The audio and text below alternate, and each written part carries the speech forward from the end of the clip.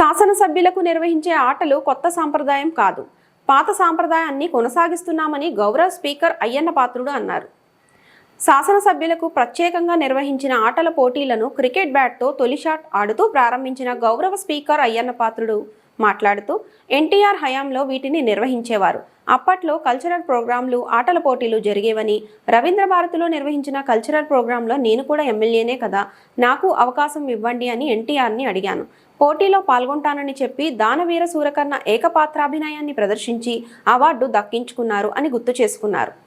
కూటమి మంత్రులు, ఎమ్మెల్యేలు నిత్యం ప్రజల మధ్య ఉంటూ ప్రభుత్వ కార్యక్రమాల్లో బిజీగా ఉంటున్నారని, వారికి ఆట విడుపుగా ఉండేందుకు ఈ పోటీలు నిర్వహిస్తున్నామని స్పీకర్ తెలిపారు. 3 రోజుల పాటు ఈ పోటీలు జరగనున్నాయి. అందరూ ఉత్సాహంగా పాల్గొనాలి. రాష్ట్రంలో చాలా మంది యువ క్రీడాకారులు ఉన్నారు. చంద్రబాబు నాయకత్వంలో ఆత్మవిశ్వాసాన్ని పెంచుతూ ఆటలకు పూర్వ వైభవాన్ని తిరిగి తీసుకొచ్చేందుకు ప్రయత్నిస్తామని అన్నారు. ఈ సందర్భంగా గౌరవ స్పీకర్ అయ్యన్న పాత్రుడు టాస్ వేస్తూ క్రికెట్ పోటీని ప్రారంభించారు. 20వ తేదీన నిర్వహించే కల్చరల్ ప్రోగ్రాంలో అన్ని రంగాలకు చెందిన శాసనసభ్యులు పాల్గొనాలని స్పీకర్ పిలుపునిచ్చారు. ఎప్పుడో చిన్నప్పుడు చదువుకున్నప్పుడు ఆడుకున్నాం.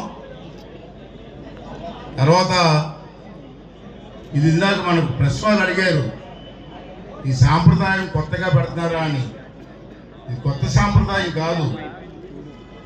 నందమూరి తారక రామారావు గారు ముఖ్యమంత్రి అయినప్పుడు నేను 83లో నేను ఎమ్మెల్యే అయినా. ఆ రోజుల్లో అంటే 43 సంవత్సరాల క్రితం ఎమ్మెల్యే ఫస్ట్ టైం అయ్యా రామారావు గారి నాయకత్వంలో. ఆ రోజు రామారావు గారికి ఈ సాంస్కృతిక కార్యక్రమాలన్నా, స్పోర్ట్స్ అన్నా చాలా ఇష్టం. వారు అన్నారు ఒక రోజున, ఆ రోజుల్లో మనం కూడా స్పోర్ట్స్ కాంపిటీషన్ పెడితే ఎలాగుంటుందని. అప్పుడు 83లో ఫస్ట్ టైం హైదరాబాద్లో స్పోర్ట్స్ కాంపిటీషను, కల్చరల్ ప్రోగ్రామ్స్ పెట్టి మేము కార్యక్రమం స్టార్ట్ చేసాం. దురదృష్టం మధ్యలో మీరు చూశారు, ఎవరిని విమర్శించరు కానీ, స్పీకర్ స్థానంలో ఉన్న విమర్శించరు కానీ, మధ్యలో మరి గ్యాప్ వచ్చింది. ఆ కారణాలు మీ అందరికి తెలుసు. రామారావు గారు ముఖ్యమంత్రిగా ఉన్నప్పుడు స్టార్ట్ చేసే కార్యక్రమం గురించి నాకు ఇప్పటికీ గుర్తు. కల్చరల్ ప్రోగ్రాం అవుతుంది రవీంద్ర భారతిలో. రామారావు గారు ముఖ్యమంత్రిగా వచ్చారు కార్యక్రమానికి. మన ఎమ్మెల్యేలు కొంతమంది ఏకపాత్ర కానీ ఇష్టం కల్చరల్ ప్రోగ్రాం చేస్తూ ఉంటే సార్ మమ్మల్ని పిలిచారు. నేను ఎమ్మెల్యేని కదా, నాకెందుకు అవకాశం ఇవ్వరని అడిగారు రామారావు గారు. ముఖ్యమంత్రి గారు కదా అనుకున్నాం, మహానటుడు అతను. సార్ మీ ఇష్టం సార్ అన్నామా. వెంటనే స్టేజ్ మీదకి వెళ్ళి దానవీర సూరకర్ణలో డైలాగ్ కొట్టారండి. 10 నిమిషాలు. ఫస్ట్ ప్రైజ్ అతనే పట్టుకెళ్ళిపోయారు. అతని డైలాగ్ ముందు మేము ఎక్కడో ఆడుకుందాం, ఫస్ట్ ప్రైజ్ కొట్టారు. ఆ రోజు నుంచి ఒక సాంప్రదాయంగా కార్యక్రమాలు చేసుకొస్తున్నాం. మనోహర్ గారి టైంలో కూడా అనేక కార్యక్రమాలు జరిగాయి. నాకు మొన్న మేము కూర్చున్నప్పుడు, మా డిప్యూటీ స్పీకర్ గారు, మనోహర్ గారు మేమంతా కూర్చున్నప్పుడు మళ్ళీ పౌరం మాదిరిగా ఒక కార్యక్రమం పెడితే ఎట్లా ఉంటుందని ఆలోచన చేసాం. ఎందుకంటే మీ అందరికీ తెలుసు, మన తెలుగుదేశం పార్టీలో ఉన్నటువంటి, అలాగే జనసేనలో ఉన్నటువంటి ఎమ్మెల్యేలు కానీ, నాయకులందరూ కూడా ఎప్పుడూ నిత్యం కూడా ఉదయం లేచిన నుంచి రాత్రి 11 వరకు ప్రజా కార్యక్రమంలో తలనొప్పి ఉంటాం. మనం కూడా సరదాగా 3 రోజులు అందరూ ఇక్కడే ఉన్నాం కాబట్టి, అసెంబ్లీ జరుగుతుంది కాబట్టి 3 కార్యక్రమాలు రోజులు కడతామని చెప్పి నిర్ణయం తీసుకోవడం జరిగింది. దానికి మనోహర్ గారు అందరూ కూడా సహకరించారు. వెంటనే చంద్రబాబు గారి దృష్టి తీసుకెళ్ళాం, వారు కూడా అంగీకరించారు. వెంటనే మన స్పోర్ట్స్ మినిస్టర్ గారు కానీ, కల్చరల్ అఫైర్స్ మినిస్టర్ గారిని కూడా కలిసినప్పుడు మేము బాధ్యత తీసుకుంటామని చెప్పి ఆ చైర్మన్ గారు అందరూ కూడా ముందుకు వచ్చి ఈ కార్యక్రమాన్ని బ్రహ్మాండంగా చేసేది జరిగింది. పోటీగాళ్ళని కాదు, సరదాగా 3 డేస్ అన్ని పార్టిసిపేట్ చేద్దాం. మీరు అందరూ కూడా పార్టిసిపేట్ చేయండి.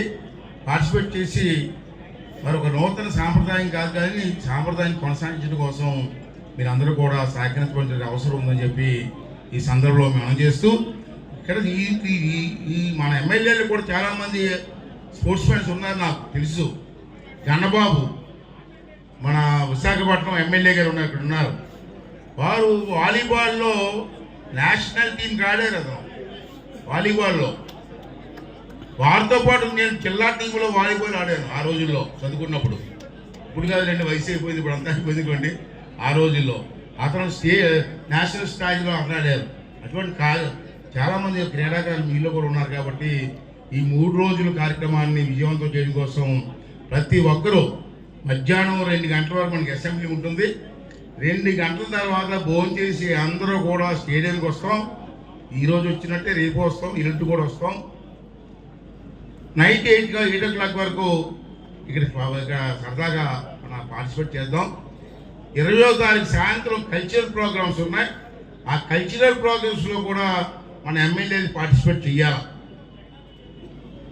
ఇష్టం మీకు ఏ టాలెంట్ అది, కిట్స్ చేస్తారా, డైలాగ్ చేస్తారా, డ్యాన్స్ చేస్తారా, ఏకపాత్రాభియానం చేస్తారో, చీఫ్ విప్ గారు ఏకపాత్రాభియానం చేస్తారు. మరి ఏం చేస్తారో చూడాలి రేపు.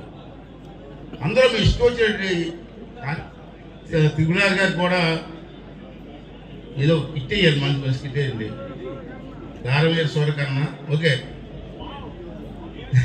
అందరూ కూడా పార్టిసిపేట్ చేసి ఈ కార్యక్రమాన్ని ముందుకు తీసుకెళ్ళవలసిన అవసరం ఉంది. ఎందుకంటే ఒక క్రీడాకారులు, నేను కూడా క్రీడాకారుని కాబట్టి నా ఉద్దేశం ఏంటంటే రాష్ట్రంలో క్రీడలు లేవు ఎక్కడ. ఏదో ఆడుకుందాం వల్ల ఏం చెప్పి ఇది సరదాగా ఆడుకున్నారు తప్పించి ఎక్కడ క్రీడలు మాకు కనపడలే. అంటే రాష్ట్రంలో మంచి క్రీడాకారులు, ఆంధ్ర రాష్ట్రంలో మంచి క్రీడాకారులు ఉన్నారు. వాళ్ళకి మళ్ళీ పూర్వ వైభవం తీసుకురావడం కోసం మా స్పోర్ట్స్ మినిస్టర్ గారు అందరూ కూడా ప్రయత్నం చేయవలసిన అవసరం ఉంది. అంచేది మనం అందరికీ కూడా స్ఫూర్తినిస్తాం.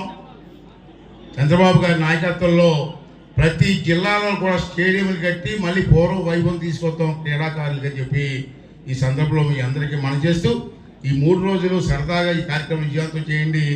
అలాగే మన పత్రికా సోదరులందరినీ కూడా కోరుతున్నాను, ఇది ఈ సాంప్రదాయాన్ని కొనసాగించడం కోసం కూడా మీరు కూడా మాకు సహకరించవలసిన అవసరం ఉందని చెప్పి ఈ సందర్భంలో మీ అందరికీ మనం చేస్తూ మరి ఈ కార్యక్రమానికి వచ్చినటువంటి అందరికీ పేరు పేరున ఆ ధన్యవాదాలు తెలుపుకుంటూ సెలవు తీసుకుంటున్నానండి.